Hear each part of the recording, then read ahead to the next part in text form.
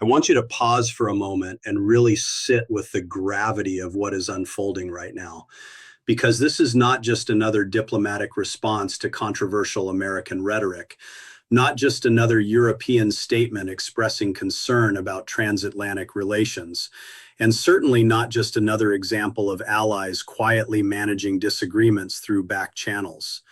What we are watching is the European Union, following Trump's repeated statements about annexing Canadian territory, formally activating Article 42.7 of the Treaty on European Union, the Mutual Defense Clause, to extend explicit security guarantees to Canada, effectively declaring that any American military action against Canada would trigger collective European military response, fundamentally restructuring global security architecture by making NATO allies commit to defending each other from the alliance's founding member.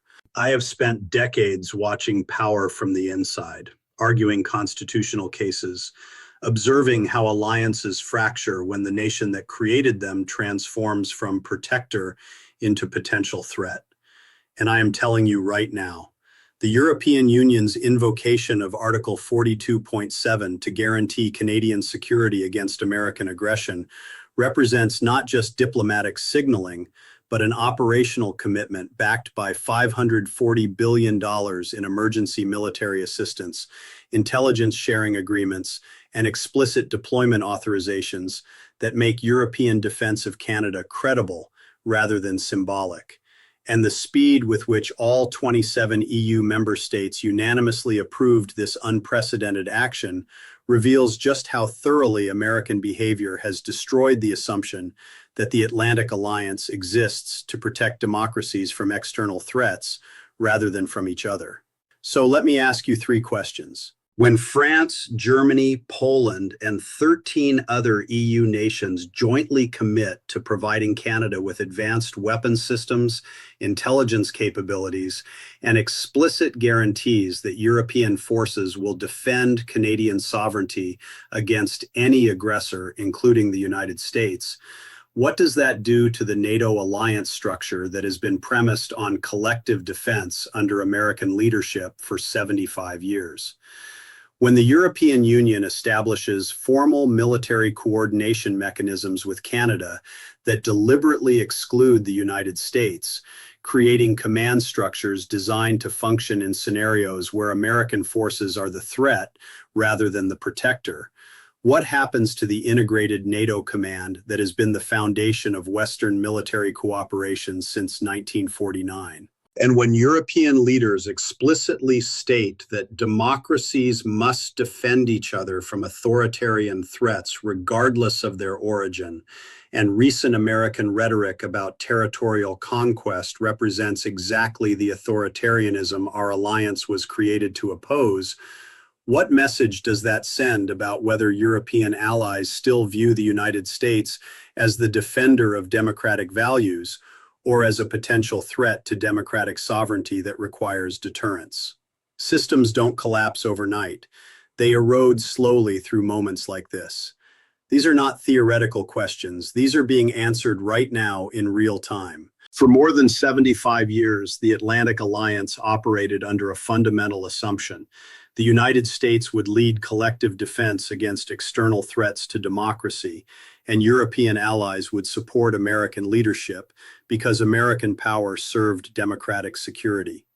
The entire NATO architecture, integrated command, forward deployed American forces, nuclear sharing, coordinated defense planning, was built on trust that American power would be used to defend democratic allies rather than threaten them. The system worked with extraordinary effectiveness, not because of ideology or sentimentality, but because it served mutual security interests. European allies got American security guarantees backed by the world's most powerful military. The United States got strategic depth, forward bases, and allied cooperation that multiplied American power globally. It was predictable, effective, and the foundation of an unprecedented era of peace and prosperity among democratic nations. The assumption embedded in every treaty, every deployment, every defense plan was simple. American military power would remain committed to defending democratic allies because doing so served both American interests and American values. That assumption of American reliability as protector, that boring predictability that enabled democracies to build security architectures around American commitments, has been systematically destroyed by rhetoric that treats allied democratic territory as potential American acquisition. And the European response reveals that when the protector becomes the potential threat, allies will restructure their security relationships to protect themselves from the nation that was supposed to protect them. What triggered this moment wasn't a policy disagreement about defense spending or a strategic dispute about threat assessment. It was Trump's repeated public statements suggesting that Canada should become American territory, framing annexation not as hypothetical musing, but as potential policy goal. Not private comments that leaked and required clarification, not offhand remarks that could be dismissed as rhetorical excess. Deliberate, repeated public statements by a former president with significant probability of returning to power, explicitly discussing American territorial acquisition of allied democratic territory, and refusing to clarify that such suggestions were not serious policy proposals. That pattern of statements forced European defense planners to confront a question that had been unthinkable. What if American military power, which had been the foundation of democratic security for 3 generations, became a threat to democratic sovereignty rather than its guarantor? The European Union's calculation was remarkably straightforward. Option 1. Treat the statements as aberrational rhetoric that didn't represent actual American policy, hope that traditional alliance relationships would constrain any impulses toward aggression, and avoid taking actions that would formally acknowledge the possibility of American threat to Allied territory. Option 2. Recognize that statements by potential future American leadership about annexing Allied territory required institutional responses that would deter such action, provide targeted allies with credible security guarantees, and demonstrate that democratic nations would defend each other even from threats originating within the alliance itself. And that is the line the European Union chose to cross. The line where preserving democratic security requires preparing to defend democracies from the nation that created the alliance meant to protect them. Within days of Article 42.7 invocation, the effects began cascading through both European and North American security planning in ways that revealed just how fundamentally the European response had restructured global security assumptions. The immediate commitments came first.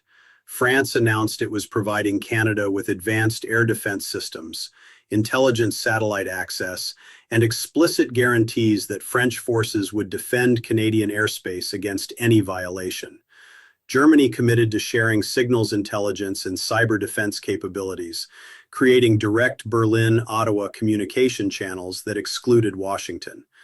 Poland, which had historically been among the most pro-American NATO members, pledged to provide Canada with advanced anti-armor systems and artillery, with Polish defense officials explicitly stating that we defend democracies from aggression regardless of the aggressor's identity. When a factory stops, there's no narrative that fixes it. Britain, though not an EU member, independently announced it was extending intelligence sharing and naval cooperation with Canada, specifically designed to monitor and, if necessary, counter American naval movements in the North Atlantic. The combined commitments represented $127 billion in immediate military assistance to Canada. The long-term security architecture revealed the depth of European commitment. The EU established a European-Canadian Defense Coordination Council with permanent staff in Brussels and Ottawa, creating command structures designed to function independently of NATO in scenarios where NATO was compromised by American aggression. The Council had operational authority to coordinate European military deployments to Canada without requiring NATO approval, a fundamental break with 75 years of integrated command structures. The arrangements included pre-positioned equipment agreements, allowing European militaries to store supplies in Canada for rapid deployment. Joint training exercises were scheduled, specifically practicing defense against scenarios that European and Canadian planners had previously considered impossible. American military action against Allied territory. The intelligence sharing agreements demonstrated European willingness to wall off critical information from American access. The EU-Canada intelligence framework created secure channels for sharing information about threats, including threats from American sources. The framework explicitly addressed scenarios where American intelligence agencies might support aggression against Canada, creating protocols for protecting Canadian security from the intelligence partner that had been the foundation of Western intelligence cooperation. The implications were staggering. European intelligence services were planning to protect allies from American intelligence capabilities that had been shared because of alliance trust that no longer existed. The financial commitments revealed European seriousness about operational capability. The EU allocated $413 billion over 5 years for European-Canadian security cooperation, military equipment, infrastructure development, training programs, and operational costs. The funding would create permanent European military presence in Canada, not as symbolic tripwire, but as credible defense capability. The investments included Arctic surveillance systems, naval facilities, air bases capable of hosting European aircraft, and logistics infrastructure enabling rapid European force deployment to defend Canadian sovereignty. And here's where Trump's fundamental misunderstanding becomes clear. He treated annexation rhetoric as domestic political messaging without international consequences. When rhetoric about territorial conquest by potential American leadership requires allies to plan for scenarios where that rhetoric becomes action. European defense planners couldn't dismiss the statements as meaningless bluster. Their responsibility is to prepare for worst-case scenarios. And American leadership publicly discussing Canadian annexation was a worst-case scenario requiring operational responses. Those responses, once implemented, change alliance structures permanently, regardless of whether the rhetoric is ever acted upon. As the disruption spread, something unusual started happening that should have horrified American national security establishment. Career military and intelligence officials who had spent careers building Atlantic Alliance began privately telling congressional leaders that the European response was rational and necessary given American rhetoric. A classified briefing to the Senate Armed Services Committee, portions of which leaked, reportedly concluded that European security guarantees to Canada represent appropriate response to statements that have made allies question whether American military power remains committed to democratic defense. When career defense professionals tell Congress that allies are right to prepare for American aggression, that's not political opposition. That's professional judgment that American rhetoric has crossed thresholds requiring allied defensive measures. Republican senators who had built careers on strong defense began publicly acknowledging the crisis. Senator Mitt Romney gave a floor speech that was remarkable in its directness. We are watching our closest allies establish military cooperation specifically designed to defend against potential American aggression. This isn't happening because allies are unreasonable. This is happening because our rhetoric has made them conclude they need protection from us. Senator Lisa Murkowski told the Armed Services Committee that when European democracies invoke mutual defense clauses to protect Canada from potential American action, we should recognize that the problem is with American statements, not with allied responses to those statements. The Pentagon response revealed concern about operational implications beyond diplomatic embarrassment. NATO's effectiveness depends on integrated command, coordinated planning, and trust that allies defend each other rather than prepare to defend against each other. The EU-Canada security framework represented fundamental challenge to those foundations. European forces were being structured and equipped to operate independently of NATO, specifically for scenarios where American forces were adversaries rather than allies. The intelligence walls being built meant critical information would be withheld from American services. The command structures being created excluded American participation by design. Every element of the European response degraded NATO operational effectiveness while being rationally justified by American rhetoric. But the Pentagon alarm revealed something deeper than immediate alliance degradation. The European response demonstrated that the alliance founded on collective defense against external threats was being restructured to enable defense of members against internal threats, specifically against the possibility that American power would be used for territorial conquest rather than democratic defense. The entire NATO framework was becoming obsolete, replaced by ad hoc coalitions of democracies defending each other from whichever member became the threat. That transformation represented civilizational scale shift in how democratic security functioned. And here's what they're beginning to understand. What makes this moment particularly dangerous is understanding how power actually works in modern alliance structures. For decades, the Atlantic Alliance rested on two pillars: American military capability and allied trust in American intentions. The first gave the alliance the power to deter aggression. The second gave allies the confidence to integrate their defenses with American forces and accept American leadership. When those two pillars reinforced each other, the alliance was extraordinarily effective. American capability made defense credible, and trust in American intentions made integration acceptable, creating collective security far exceeding what any member could achieve independently. What recent American rhetoric systematically undermines is the second pillar, while assuming the first maintains alliance cohesion. American military capability remains formidable, but trust in American intentions has been destroyed by rhetoric about annexing Allied territory. And once you understand this framework, everything makes sense. European nations looked at those two pillars and realized something profound.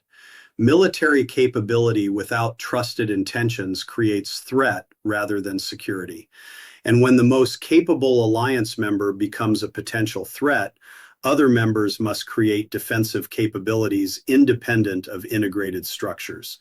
They're not arguing that American military capability is unnecessary for European security. They're arguing that American rhetoric has made that capability a potential threat to democratic sovereignty, requiring Europeans to build the ability to defend democracies even from American forces if rhetoric becomes action.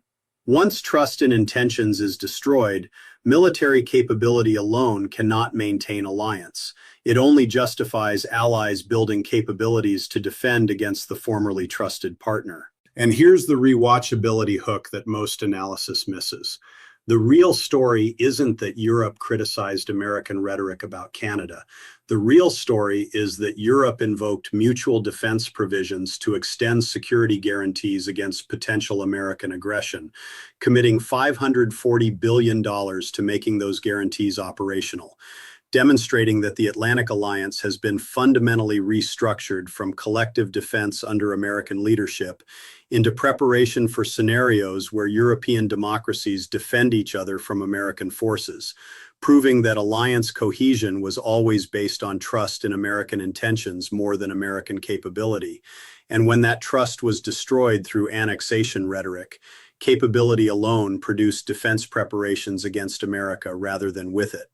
For 75 years, European allies trusted American power because they trusted American intentions served democratic values. That trust is gone. What remains is European recognition that American capability is formidable, but American intentions are uncertain, requiring defensive measures that can operate against American forces rather than integrated with them. You can't maintain alliance through capability alone. The security restructuring is happening in ways that will prove devastating for assumptions about American alliance leadership. The European military cooperation with Canada excluding American participation. The intelligence frameworks withholding information from American services. The command structures designed to coordinate defense against scenarios where American forces are aggressors. Each of these represents not just current defensive preparation, but permanent restructuring that will define how democracies relate to American power for generations. This affects American global power if it depends on alliance multiplication of American capability. This affects military effectiveness if integrated command is replaced by separate structures anticipating American threat. This affects deterrence if adversaries understand democratic allies are preparing to defend against American aggression rather than coordinating with American forces. This affects every assumption about American global leadership that has been based on allies trusting American power rather than fearing it. Diplomatic infrastructure isn't built for headlines. It's built for the boring trust that makes allies comfortable integrating defenses with American forces because they trust American intentions. And that infrastructure has been systematically demolished in favor of rhetoric that destroyed trust while maintaining capability, forcing allies to prepare for defending democracies from American power rather than defending democracies with American power. And this is where it becomes impossible to find a clean exit. The United States has two options, both devastating to alliance relationships. Option one, explicitly renounce any territorial ambitions toward Canada, clarify that annexation rhetoric was inappropriate, and attempt to rebuild trust in American intentions. The consequences would be political humiliation for those who made the statements. The strongman persona can't survive explicit retreat from territorial rhetoric, and clarification wouldn't reverse defensive structures already built. The $540 billion is committed. The capabilities are being deployed. The command structures are established. Trust, once destroyed by annexation rhetoric, requires decades of consistent behavior to rebuild. Option two, maintain ambiguity about territorial intentions, refuse to clarify that annexation is off the table, and accept that allies will continue building capabilities to defend against potential American aggression. The consequences are permanent degradation of alliance integration and formal acknowledgement that European security planning includes defense against American forces. Neither option recovers the trust that made integrated alliance possible. The most likely outcome is continued ambiguity while European defensive preparations continue, with alliance structures fragmenting permanently. But here's what makes this truly devastating. American rhetoric about annexing Canada didn't just create diplomatic friction. It triggered operational European military preparations to defend allied democracy from potential American aggression, accomplishing something extraordinary and catastrophic, transforming the Atlantic Alliance from collective defense under American leadership into European preparations for scenarios where American forces threaten democratic sovereignty that European forces must defend. Not through European unreasonableness or misunderstanding, not through any European provocation, but by making statements about territorial conquest of allied democracy that forced European planners to prepare for American aggression, demonstrating that alliance cohesion requires trust in American intentions, and when that trust is destroyed through annexation rhetoric, American military capability becomes threat requiring deterrence rather than alliance pillar providing security. And in alliance politics, that's the most devastating outcome of all. Not to have allies disagree with policies, that's normal friction. But to have allies invoke mutual defense provisions to protect each other from potential American aggression, watching them commit $540 billion to capabilities designed to function against American forces, seeing the alliance you created being restructured to defend members from your military rather than integrate it for collective security, that era is gone. The era where American military power unified the alliance under American leadership is over. The era where allies trusted American intentions enough to integrate defenses with American forces is finished. The modern security environment doesn't reward capability without trusted intentions. It doesn't reward power that allies fear rather than rely upon. It rewards the nations whose capabilities serve values allies trust. And when rhetoric destroys that trust, Capability becomes threat, requiring defensive preparations. 27 EU members understood that. They invoked Article 42.7 unanimously. And it's operational. And once security guarantees get extended, once military capabilities get deployed, once command structures get established, once $540 billion creates permanent European-Canadian defense cooperation independent of American participation, it does not reverse itself. Every European defense plan now includes scenarios for defending against American aggression. Every alliance decision must consider the possibility that American forces represent threats rather than assets. Every intelligence assessment must evaluate whether American capabilities will be used for democratic defense or democratic conquest. Every security architecture must function despite American hostility rather than through American cooperation. What we are witnessing is not temporary alliance friction. What we are witnessing is the permanent restructuring of democratic security from Atlantic alliance under American leadership to fragmented frameworks where democracies prepare to defend each other from American power, whose intentions can no longer be trusted. And the tragedy is that this was avoidable. The United States had every advantage. The alliance leadership, the integrated command, the forward deployments, the decades of trust, all of it favored continued American centrality to democratic security.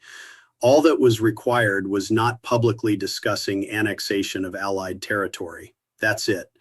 Don't repeatedly suggest acquiring Allied democratic territory through force, and allies won't build capabilities to defend against you. You cannot discuss annexing allied democracies and expect those allies to continue trusting American intentions. You cannot treat territorial conquest as acceptable topic of political rhetoric and expect democracies to believe American power serves democratic values. You cannot assume military capability maintains alliance when rhetoric destroys trust in intentions that made integration possible. The people paying the price are not the architects of this catastrophic rhetoric. The people paying the price are American security that depended on alliance multiplication of American power. The military personnel whose effectiveness depends on allied integration that's being systematically dismantled. The nation whose global power was amplified through alliance structures now being restructured to defend against American forces whose intentions can no longer be trusted. Reliability is the true currency of power, and that currency has been systematically devalued in favor of rhetoric about annexing Allied territory that destroyed the trust-making alliance possible, forcing allies to prepare for defending democracies from American power rather than with it, accomplishing the transformation of America from alliance leader into potential threat requiring deterrence.